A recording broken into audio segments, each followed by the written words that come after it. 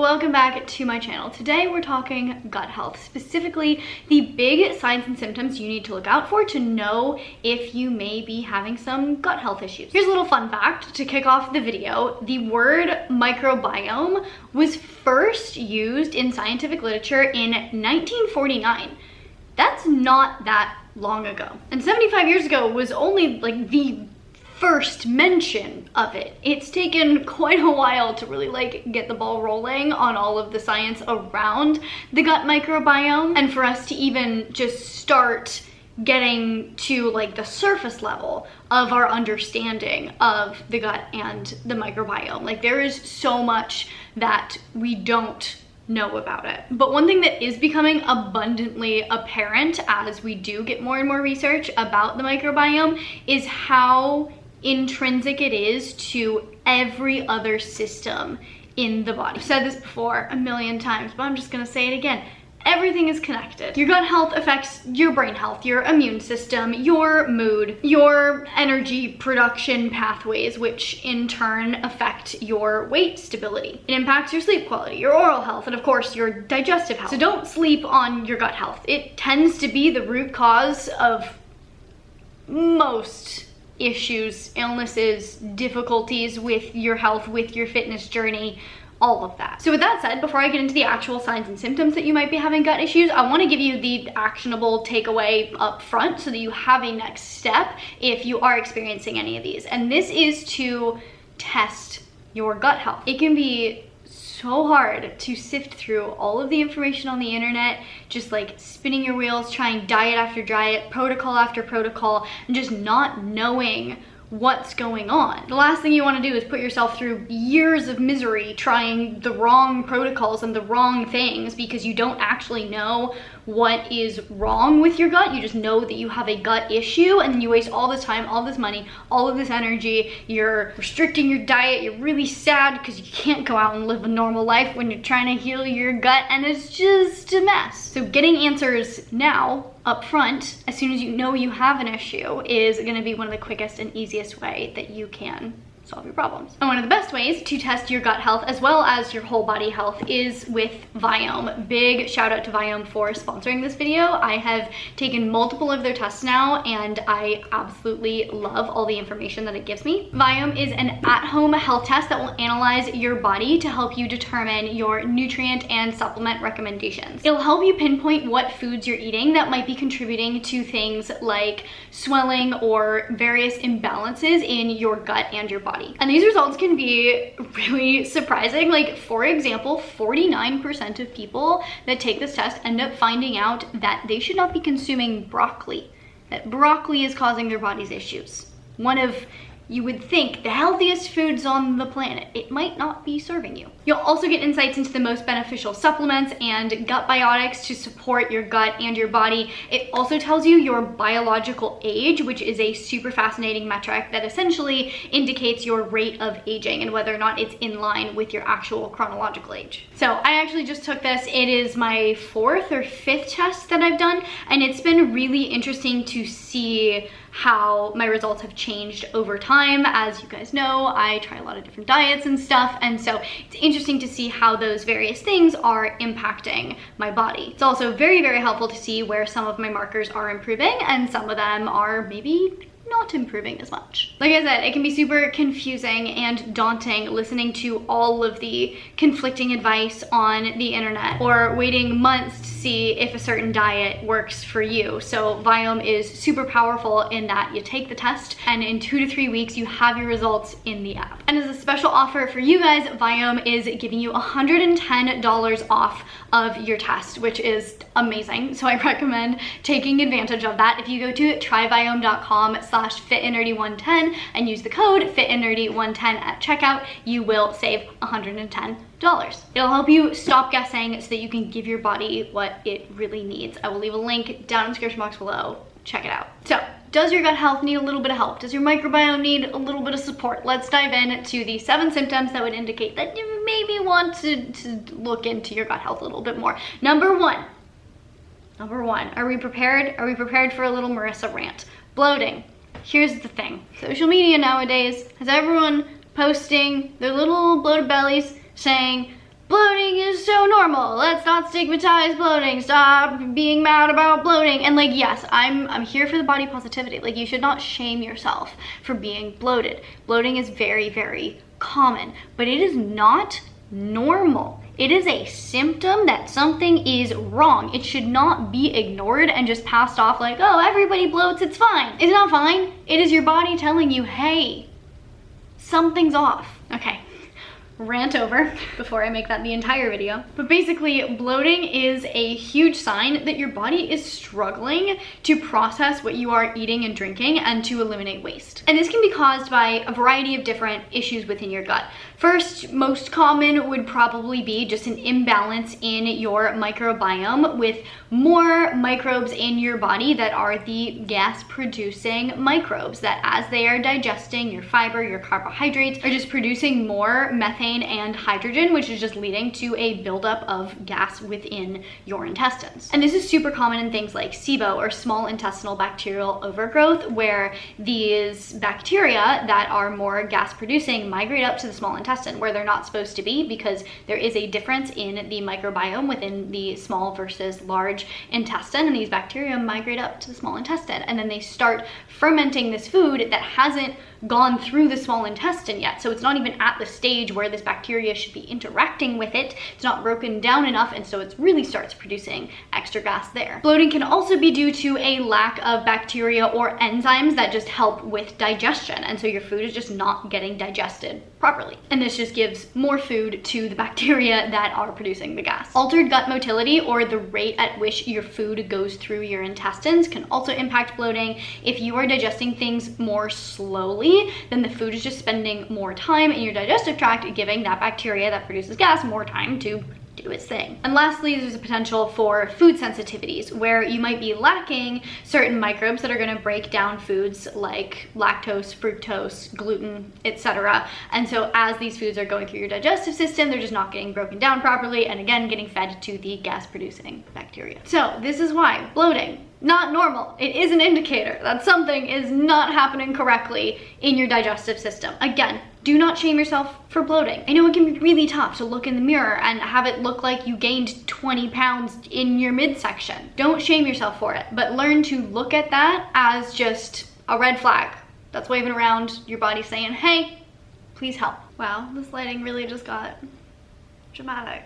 The next big symptom of a gut issue that most people would probably not immediately associate with a gut issue is hormone imbalances. And here's another little mini Marissa rant. PMS is not normal. If you have any symptoms of PMS, bloating around your cycle, acne around your cycle, big mood shifts, like becoming a crazy person the week before your period, can we stop normalizing that? It is indicative of a hormone imbalance. But I digress.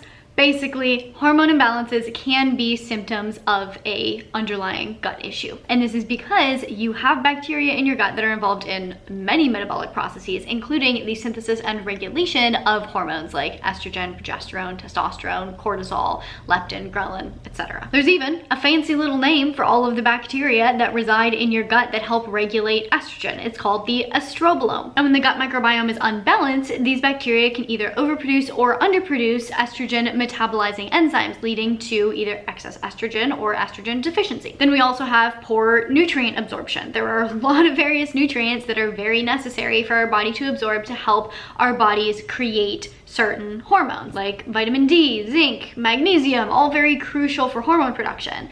If your gut is not absorbing nutrients properly because of some sort of imbalance or leaky gut, whatever it might be, then your body is also going to struggle to produce the proper amount of hormones because you're not getting the nutrients to produce them. There's also a whole host of bacteria in your gut that are really helpful in processing through and detoxifying the body from certain endocrine disrupting compounds. So when your gut microbiome is compromised, you may be more susceptible to the effects of endocrine disrupting compounds. And then lastly, a compromised gut microbiome can also contribute to inflammation or make it harder for the body to reduce inflammation. Inflammation tends to increase cortisol levels. Cortisol can also negatively impact all of the other hormones in your body. You do need a certain amount of cortisol. You would like die without any cortisol, but too much cortisol, not good for the rest of the hormones in your body. Symptom number 3 is difficulty losing or gaining weight, or just unexplained weight changes. This is why I have an entire module in my course, Fat Loss 101, all about how to optimize your health. And I go into a lot of things that are going to help with gut health, because your gut health really is so crucial for weight management. And I know people are talking about this a lot already, but I don't think it gets talked about enough. And I really don't think there's enough people talking about specific strategies to help your gut health so that you can achieve your weight loss goals. If you want more on that, check out Fat Loss 101, my course all about healthy, sustainable fat loss at fatloss101.com. I'll leave a link down in the description box below. But your gut health and microbiome can impact your weight in a number of ways. Your gut bacteria help break down food and extract the calories from that food. And there are certain bacteria that are more efficient at this process and certain bacteria that are less efficient at this process. And so if you're on either side of that line, like you have too much of one or not enough of one, then you are going to have a lot of difficulty either gaining or losing weight, or you might just start gaining weight or start losing weight without trying to. This is why mini rant number 3. I didn't know this video was gonna be full of so many rants. But this is why a calorie is not a calorie. Because like outside of the body, yes, a calorie is a calorie, but as soon as you put it in your body, like my body might absorb a different number of calories than your body if we were to eat the exact same thing, because of the differences in our microbiome. This is why the quality of your food is also so important, because it also impacts the balance of your gut bacteria. So if anyone's telling you a calorie is a calorie and there's no way you're not losing weight because you're eating so few calories, like, no.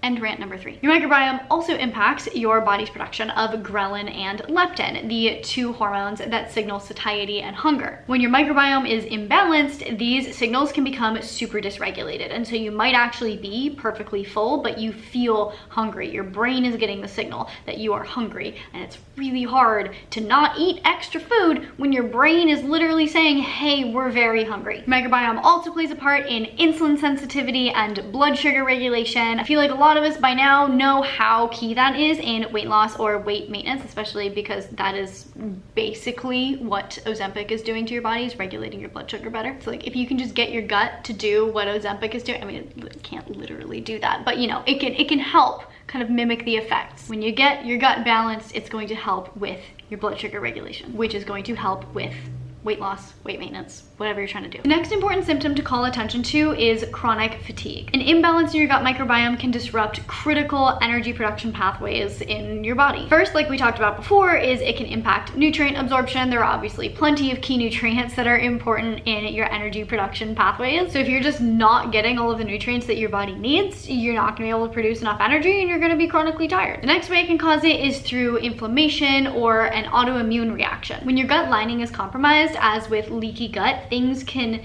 work their way out of your gut into your bloodstream, and this can trigger an immune response and inflammation, which is just going to be taxing on your body. Your body's going to be shuttling its resources to figuring that out rather than just like giving you energy. We also already talked about how the gut can impact your hormones, and your hormones can impact your energy. So if your gut is negatively impacting your hormones, it's probably also going to negatively impact your energy. And then the inflammation that can be caused by poor gut health can also lead to poor mitochondrial function. As we all know, mitochondria is the powerhouse of the cell. If your gut is doing something wonky and it's causing inflammation and it's causing your mitochondria to not be able to do what it needs to do in an efficient way, then you're not going to be able to produce energy efficiently. And then lastly, poor gut health can contribute to sleep issues. And if you're not sleeping well, then you're going to be tired a lot. The next symptom to look out for is brain fog or mood dysregulation. Kind of anything going wonky with your brain could potentially be tied to your gut health. First and foremost, the gut microbiome is crucial for producing certain neurotransmitters that regulate your mood, your anxiety, your motivation, etc., like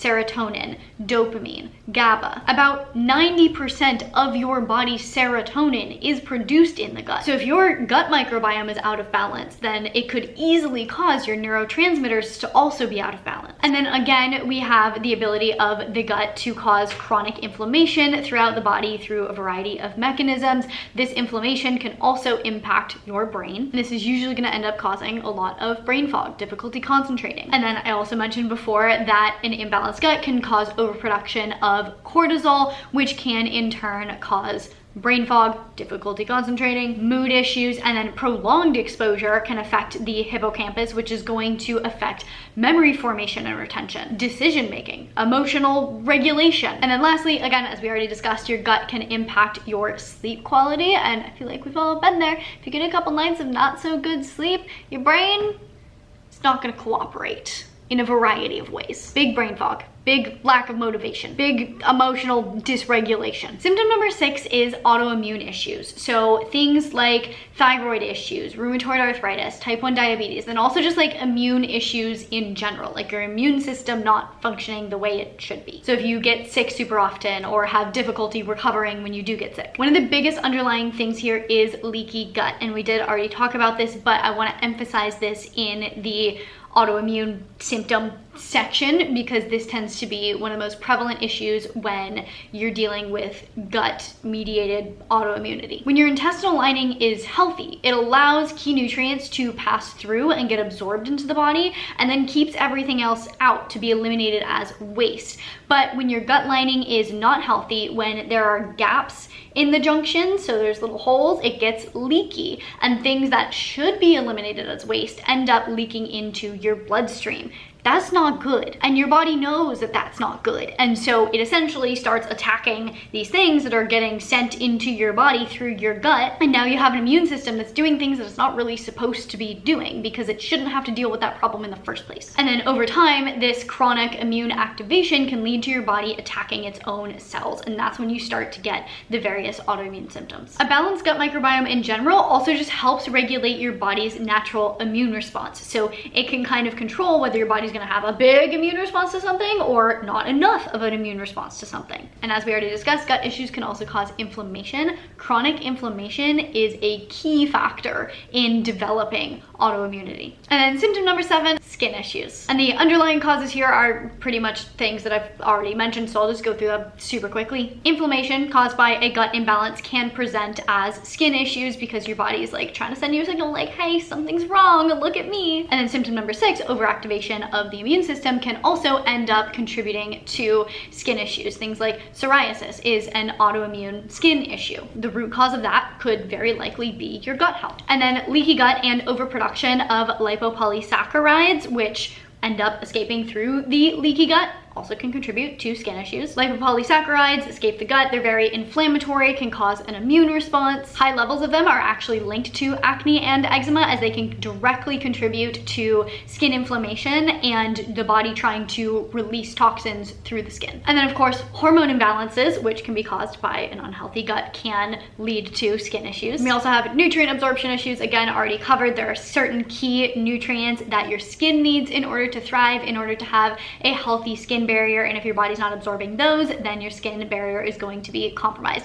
Basically, almost all of the things that I've talked about already in this video can also contribute to skin issues. It's almost like everything is connected. Wow. And those are the 7 huge signs that you might really want to consider looking into your gut health and doing what you can to heal your gut, restore the balance of your microbiome. I wanted to make this video because I feel like we all hear about the importance of gut health so often, but we don't get those underlying explanations of like exactly how your gut health can be linked to these various other issues. So hopefully now you have some more awareness around how your gut actually does directly impact all these other systems in your body, how it can contribute to all of these other symptoms. If you are dealing with any of these things, I am so sorry. I am right there with you. And if you're looking for a place to start on your healing journey, again, highly recommend ordering a Viome test, doing it at home, super simple. You'll have some concrete information in 2 to 3 weeks, and it'll be a great starting point for you. Also, please leave a comment. Let me know if there's anything else you want me to talk about in regards to